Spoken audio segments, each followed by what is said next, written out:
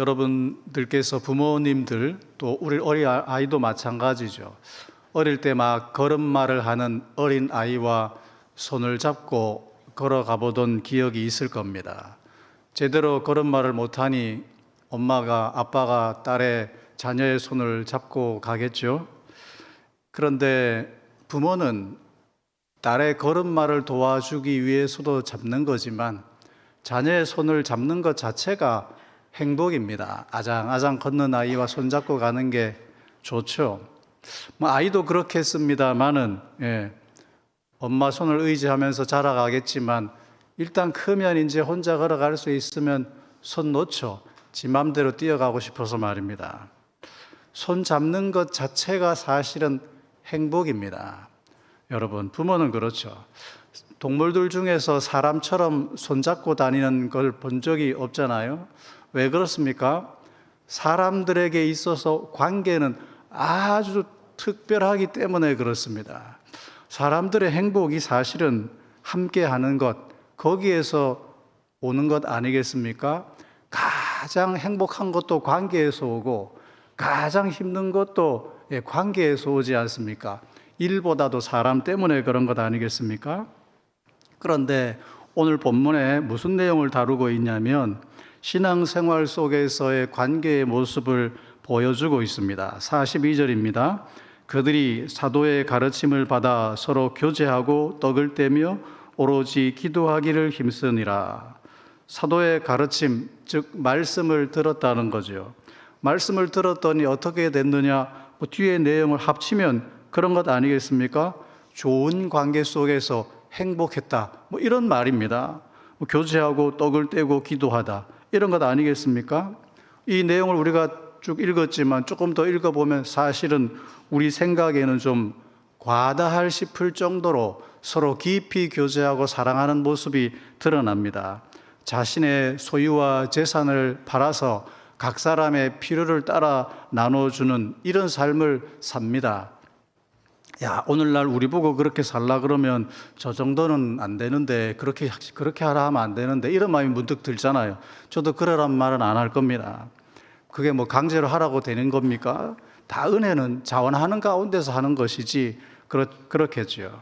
그런데 그 시대의 사람들이 그랬다는 거죠. 자신의 재산과 소유를 팔아서 힘과 권세와 능력에 따라서가 아니라 필요를 따라 서로 나누며 섬기며 돌보는 이런 삶을 살았다고 말하는 것입니다. 그런 것이 아니라 이 본문 속에서 우리가 그런 것은 그래요. 맞아요. 강제로 할 수 있는 게 아니에요. 그러나 진짜 부러워해야 하는 것이 있다면 우리가 팬데믹 기간 동안에 경험해 봤잖아요.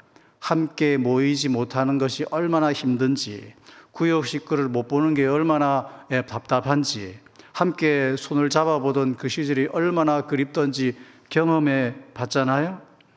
우리 인생에 정말 중요한 것이 관계인데 오늘 본문의 이 초대교회는 관계에서 사랑이 철철 넘치는 그런 공동체였다는 것입니다. 서로 깊이 사랑하고 섬기며 교제하는 삶을 살았다는 것입니다. 거기에 왜 그런 모습을 왜 사모해야 되느냐? 누군가를 뜨겁게 후원해주고 사랑해주고 돌봐준 단순한 그 섬김이 그냥 사랑의 공동체라는 말이 아니라 거기에서 그 삶을 통해서 그리스도를 깊이 알게 되고 그리스도를 깊이 경험했다는 것입니다. 우리가 진짜 사모해야 될 한 가지가 있다면 우리도 구역 내에서 공동체 내에서 깊이 서로 돌보고 사랑함으로 말미암아서 그 중에 계신 주님과 함께 연합한 삶을 깊이 경험해 보는 것, 정말 사랑을 통해서 그리스도를 깊이 알아가는 것, 이것들이 우리가 공동체 안에서 바라고 소망하고 경험해야 될 것이라는 말입니다. 오늘 이 사도행전 2장이 우리가 잘 아는 오순절 성령님이 임하시는 그 장 아닙니까? 그런데 우리도 종종 기도할 때 그러잖아요. 오순절 마가의 다락방에 임한 성령님이 우리 가운데 임해달라고 이렇게 가끔 기도하지 않습니까? 그 성령님은 구하는데 그 마가의 다락방을 구하는 사람이 많지 않습니다. 사실 성령님의 임재의 결과가 무엇이냐? 바로 이 공동체의 탄생입니다. 교회가 세워진 것 아니겠습니까?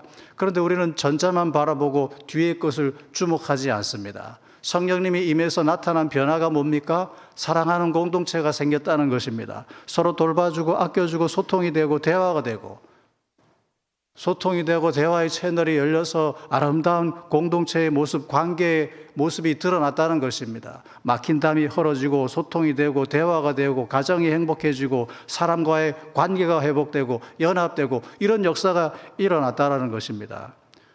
초대교회는 앞으로 박해가 있을 것인데 초대교회가 그 박해와 환난을 어떻게 이겨냈다고 생각하십니까? 그 모임이 행복해서, 그 모임이 좋아서, 그 모임 때문에 이들이 이 박해를 건너간 것입니다. 성령님이 충만한 은혜와 역사를 주셨다는 그 내용이 뭔지 우리가 간과할 때가 많다는 것입니다. 우리의 삶도 이런 공동체 안에서 그리스도의 몸을 이루어 아름다운 사랑 가운데 살아갈 때에 정말 행복한 신앙생활을 이룰 수 있다는 것입니다. 그 관계의 행복이 바로 거기에서 있다라고 이렇게 말하는 것입니다. 우리 인생의 진정한 행복, 관계 속에서 누릴 수 있는 그 행복이 사실은 그리스도의 공동체 안에서 이루어지는 것입니다.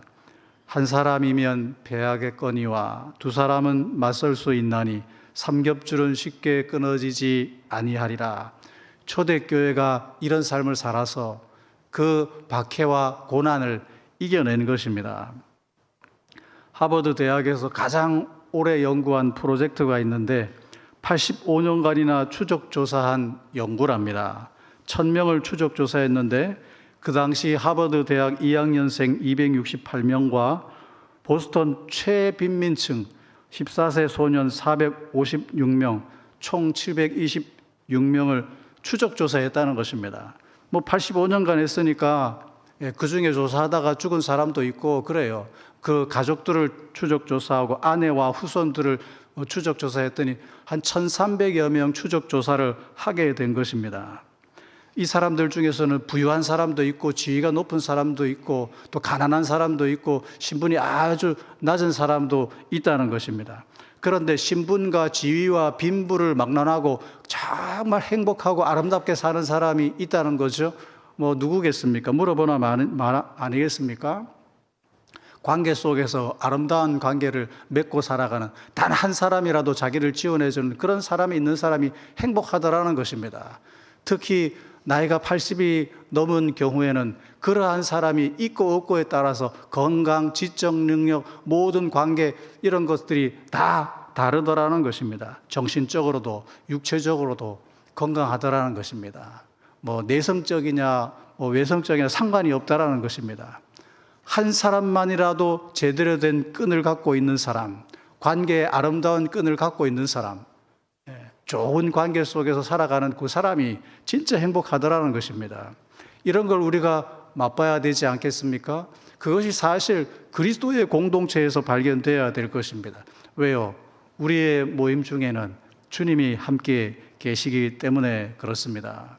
우리가 성령님을 구하고 찾지만 성령님이 세우신 공동체를 기억해야 합니다. 베드로전서 2장 4절에 이런 말씀이 있습니다. 사람에게서 버림바가 되었으나 하나님께는 택하심을 입은 보배로운 산돌이신 예수께 나아가. 베드로는 믿음 생활을 뭐라고 얘기했냐면 산돌이신, 보배로운 산돌이신 그 예수님께 나아가야 된다고 이렇게 말합니다. 그래서 우리가 신령한 집으로 지어져야 된다 이렇게 말합니다. 신령한 집 뭐겠습니까? 공동체 말하는 것입니다. 그래서 이 공동체 가운데 나아갔을 때 이 베드로는 그런 말을 합니다. 내가 택한 보배로운 모퉁이 돌을 시온에 두노니 그를 믿는 자는 부끄러움을 당하지 아니하리라. 모퉁이 돌을 의지해서 신령한 집으로 지어졌을 때 그와 같은 사람이 세상 앞에서 부끄러움을 당하지 않는다 이렇게 말해요. 그러고 보니 이제 구역 모임 잘하고 공동체 잘하라고 목사님이 이렇게 말하는 것 같은데 사람들이랑 얽히고 설키는 게 그게 쉬운 게 아니에요 이렇게 생각할 겁니다. 맞아요. 우리가 연약해서 그렇게 하기가 쉽지 않아요. 그런데 그래서 우리가 그리스도를 깊이 알지 못하는 것입니다. 예, 우리가 연약해서 그런 한계가 있어요. 그런데 베드로는 이렇게 얘기해요.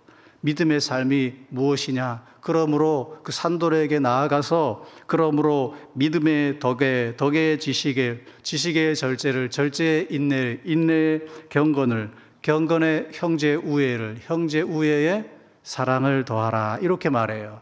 이 공동체 안에서 행하라는 거예요. 왜 이렇게 해야 되느냐? 사도 베드로는 이렇게 말합니다. 이것이 흡족하게 있은즉 우리 주 예수 그리스도를 알기에 게으르지 않고 열매 없는 자가 되지 않게 하려니와.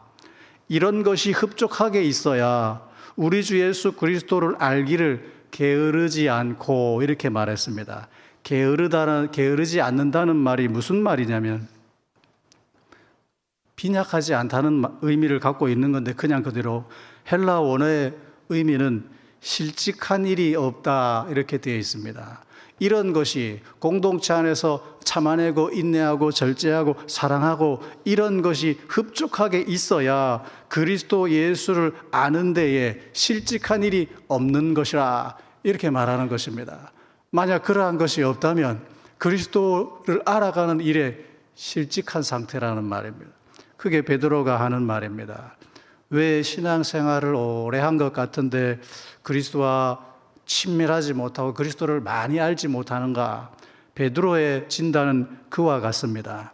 뒤죽박죽 같은데 섞여서 그래도 참아내고, 그래도 절제하고, 그래도 인내하고, 그래도 사랑하고, 이런 과정을 통해서 거기에서 그리스도를 알게 된다고, 깊이 알게 된다고 이렇게 말하는 것입니다. 거기 그 관계 속에서 누리는 행복이 있어요. 행복과 더불어서 관계의 은혜와 은총과 더불어서 그것을 통하여 우리가 그리스도를 흡족하게 충만하게 알아가게 된다는 것입니다. 여러분, 공동체 안에서 믿음의 덕을 세워보고 인내해보고 절제해보고 그럴 때에 우리가 그 공동체 안에서 그리스도를 발견하게 되고 그리스도를 보게 되고 그리스도의 사랑을 깨닫게 되고 그리스도를 충만히 알게 된다고 이렇게 말하는 것입니다. 여러분, 시편에 보면 다윗이 부모도 자기를 버렸다고 이렇게 말해요. 그런데 이 다윗이 하나님의 사랑을 흡족하게 경험한 그 과정이 있는데 그게 뭐냐면 다윗과 요나단과의 관계입니다. 다윗이 이런 고백을 해요. 이 요나단이 죽은 이후죠. 내 형 요나단이여, 내가 그대를 애통함은 그대는 내게 심히 아름다움이라. 그대가 나를 사랑함이 기이하여 여인의 사랑보다 더하였도다. 요나단이 자기를 지극히 아껴주고 사랑해 주었는데 그 사랑이 기이하대요. 여인의 사랑보다 더했다고 이렇게 말해요. 기이하다라고 하는 이 표현은 하나님이 능치 못함이 없다. 때로는 기적을 말할 때 쓰는 단어입니다. 하나님이 놀라운 일을 하셨을 때 기이하다라고 하는 요 단어를 써요. 그런데 다윗이 요나단이 자기를 아껴준 그 마음을 그렇게 썼어요. 그 사랑이, 나를 아껴준 그 마음이 하나님의 역사였다고, 하나님이 내 삶 가운데 하나님을 깊이 알게 되는 과정이었다고 이렇게 고백하는 것입니다. 그 관계 속에서 하나님의 신실한 사랑을 깊이 경험했다는 거예요. 물론 전쟁에서 이기게 해주고 싸움에서 이기게 해주고 그런 것도 하나님의 권능과 능력을 경험한 거죠. 그런데 이 다윗이 고백한 것, 정말 기이하고 놀라운 것을 경험했는데 요나단과의 관계 속에서 경험했다는 것입니다. 거기서 하나님의 사랑이 어떤 사랑인지 깊이 알게 되었다는 것입니다. 왜 그렇습니까? 요나단은 왕 사울의 아들입니다. 그런데 이 요나단이 자기의 칼과 활과 띠를 벗어다가 다윗에게 챙겨줘요. 이거 너 해라. 그리고 한편 다윗이 사울에게 도망 다니다가 이제는 못 도망 다닐 것 같고 너무 죽을 것 같고 억울해가지고 위로받을 데가 없는데 그래서 요나단을 찾아가요. 그러니 요나단이 위로해 주죠. 뭐라고 위로해 줍니까? 다윗, 걱정하지 마라. 내 아버지도 너 주기로 하는데 사실은 너가 왕이 될 걸 내 아버지도 안다. 그리고 나는 너의 다음이 될 거야. 이게 왕세자잖아요, 요나단이. 왕세자가 그렇게 위로를 해줘요. 다른 사람이 위로하면 위로가 안 되겠으나 요나단이 그렇게 위로해주니 위로가 되지 않겠습니까? 그런데 요나단이 그렇게 말하면서 다윗을 시기하지도 않고 질투하지도 않아요. 사실은 자기가 물려받을 거 다윗이 다 뺏어가는 거나 마찬가지잖아요. 그런데 요나단이 그렇게 위로를 해줘요. 그런 사랑을 다윗이 받더라는 겁니다. 이런 관계 속에서 다윗이 하나님의 신실함과 하나님이 나를 왕으로 세울 것과 하나님이 우리 속에서 얼마나 위대한지 알고 깨닫고 경험하는 거죠.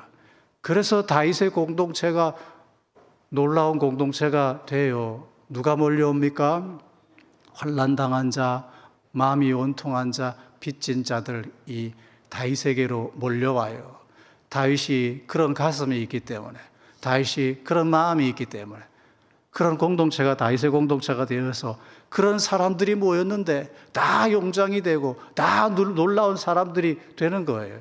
공동체 속에서 그리스도를 알게 되고 공동체 속에서 하나님의 사랑을 깊이 알게 되고 그래서 인물이 세워지게 되는 것입니다. 우리 교회가 여러분의 속해 있는 구역이 그런 공동체 되기를 주님의 이름으로 축복합니다. 그와 같은 모임에 하나님께서 오늘 날마다 구원 얻는 백성을 더해줬다고 말하는 것입니다. 다윗의 공동체에 하나님이 계속 사람이 모이게 하는 것처럼 그 본문에 이와 같은 공동체가 될 때 하나님이 날마다 사람을, 믿는 사람을 더해줬다고 이렇게 말합니다. 어디다가 더해줬을까요? 초대교회는 본문에 보면 두 곳에서 모임을 했습니다. 한 곳은 예루살렘 성전이요, 한 곳은 집에서, 가정에서 모였습니다. 그런데 말입니다. 그들이 모였던 예루살렘 성전이 어디라고 생각하십니까? 예루살렘 성전은 원래 제사 드리는 곳 아닙니까? 그 사람들이 제사 드리는 거기에서는 모이지 않았을 거 아닙니까? 그 대제사장들과 서기관들이 있고 그렇잖아요. 거기서 모임한 게 아니에요. 예루살렘 성전의 행각, 솔로몬 행각에 모인 겁니다. 마치 거기가 대합실처럼 지붕이 있는 회랑이라서 거기서 모인 거죠. 왜? 사람들이 많이 거기서 모일 수 있으니까.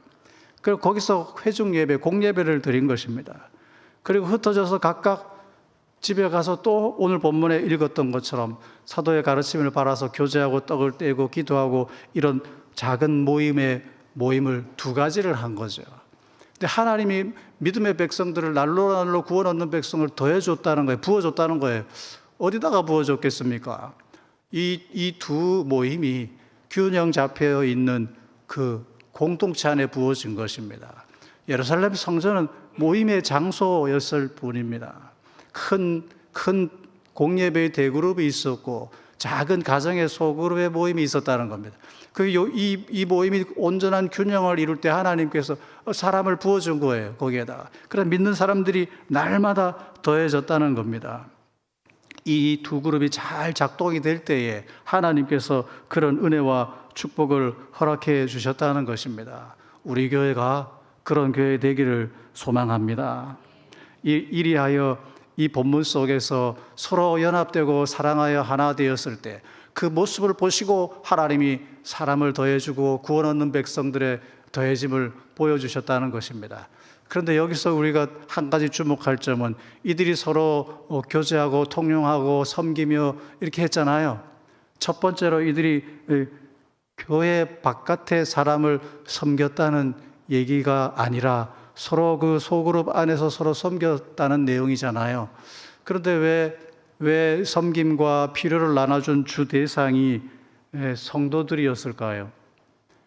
그 당시에는 성도들이 가장 약한 사람들이었기 때문에 그렇습니다. 그리고 또 한 가지 중대한 사실은 교회가 교회를 범위를 넘어서 지역을 섬기고 살펴야 되겠지요. 그런데 먼저 중요한 것은 성도가 서로 섬기며 도와주고 보살피고 이런 것이 기초라는 겁니다. 그것이 없는 섬김이라고 말하면 그 정말 허울 좋은 껍데기 아니겠습니까? 내 가정, 내 자녀, 내 구역도 돌아보지 않는데 외피를 섬긴다는 것은 그렇죠. 외식에 가까울 수 있다는 것입니다.